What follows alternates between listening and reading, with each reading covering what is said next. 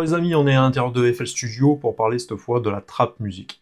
Donc pour faire un beat trap, je me suis mis sur un tempo à 81. Vous pouvez faire varier vos tempos un petit peu comme vous le souhaitez, et même les doubler si ça vous amuse. Alors, à l'intérieur du kick, déjà, la première chose c'est que, par quoi j'ai commencé? J'ai commencé en fait, moi personnellement, par la 808. Donc on va l'écouter en solo.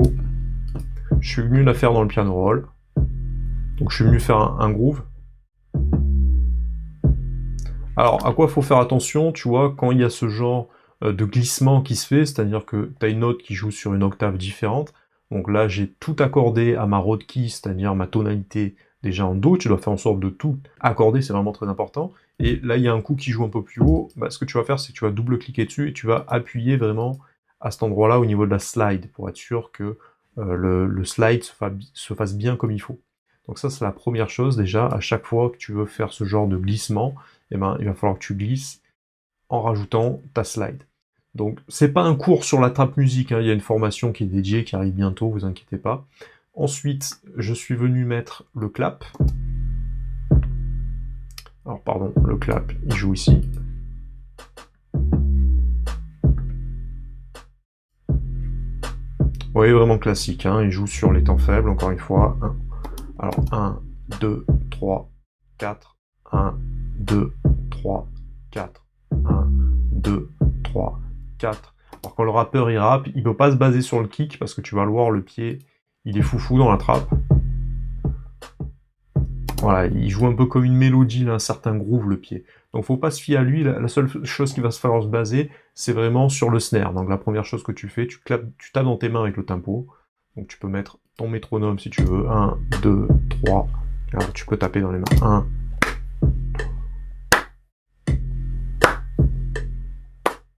Voilà, tout simplement. Donc tu fais avec ta 808 un genre de groove, tu rajoutes ton clap. Après, moi je suis venu rajouter des hats, qui rajoutent un genre de groove, tu vois.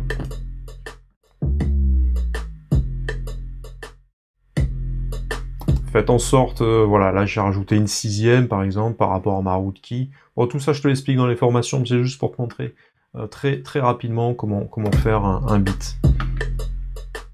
Tu vois que c'est très différent par rapport à d'autres styles. Ensuite j'ai rajouté les hats qui vont plus rajouter le groove. Je vais tirer ça. Tu vois, avec des genres de glissements à certains endroits, notamment à la fin, pour se mettre un peu en corrélation avec ma 808. Alors, il y en a qui partent de la mélodie, qui font le beat derrière, et après qui font la 808.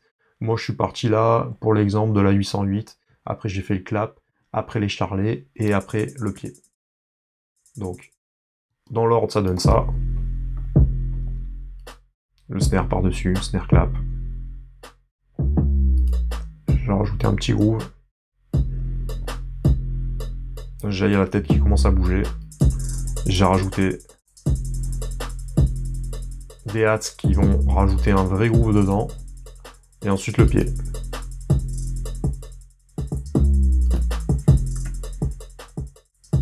Tu vois, le pied il est mis également de manière aléatoire pour ajouter un genre de groove. Et à la fin, j'ai mis des pieds un peu plus tac tac. Tu vois, je les ai rendus plus rapides. Je les ai raccourcis. Je les ai mis côte à côte. Je te mets un peu plus de volume.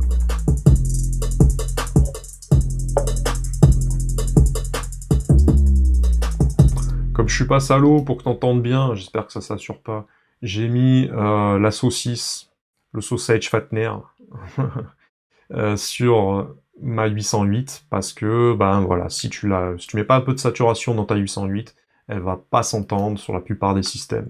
Donc vu que c'est des basses, et ça c'est dur à entendre, moi je les entends bien, hein, j'ai des genres de sub hein, dans mes enceintes vont très bas, hein, mais voilà, c'est peut-être pas ton cas si tu écoutes ça sur ton téléphone. Donc j'ai rajouté un petit peu de saturation dessus. Fais attention de bien mettre des couleurs à chaque fois pour pouvoir t'y retrouver, hein. Ça c'est ce que je t'apprends également dans les formations sur FL Studio et les futures formations sur la trap music. Donc je vous ferai des formations un peu sur tous les styles, on ira un peu plus en profondeur. Je continuerai ou je referai ce beat de zéro, mais c'était pour te montrer également, bah voilà, comment faire des beats vraiment très simples, dans des styles musicaux, pardon, très différents. Donc voilà, je t'ai montré à travers toutes ces vidéos, maintenant tu as des notions un peu plus claires. Si tu avais un niveau débutant, bah, c'est toujours intéressant. Et après, il y a certains compositeurs, producteurs de musique qui s'enferment dans un style de musique en particulier. Moi, je vais faire en sorte, alors c'est important de se spécialiser, bien évidemment, mais je vais faire en sorte également de t'ouvrir un peu l'esprit pour que tu aies des notions un peu plus larges. Donc c'est intéressant, à mon sens, d'aller dans des styles de musique très différents. Bon, bien évidemment, là, on fait de la musique, on fait de la MAO, musique assistée par ordinateur. On n'est pas obligé, mais attention, pas de blague, hein. Si vous êtes dans des styles vraiment plus organiques, plus axés sur la musique, c'est-à-dire le rock, le pop rock, le jazz, des styles musicaux qui demandent et qui nécessitent des musiciens, bah, bien évidemment, vous n'allez pas vous amuser. Dans un premier temps, vous pouvez faire vos maquettes sur l'ordinateur, mais au bout d'un moment, si vous voulez faire vraiment de la musique sérieuse, eh ben, c'est à vous de solliciter, de vous faire des amis musiciens et de faire des partenariats, essayer de faire des choses avec eux, quitte à aller enregistrer vos pistes de batterie à l'intérieur de studios, vraiment de manière traditionnelle, avec des micros, etc. Et dans ces cas-là, bah, la formation, bah tiens, je vous fais la prochaine formation, du coup, c'est important que vous maîtrisez Pro Tools. Parce que lorsque vous allez dans les grands studios, dès que vous allez être confronté à des vraies musiques avec des vrais musiciens, il y aura dans 80% des cas, Pro Tools à chaque fois. Donc la prochaine formation, les gars, important, on va miser tous nos efforts sur le logiciel Pro Tools, qui est une vraie référence et qu'il est important de maîtriser pour réussir en musique.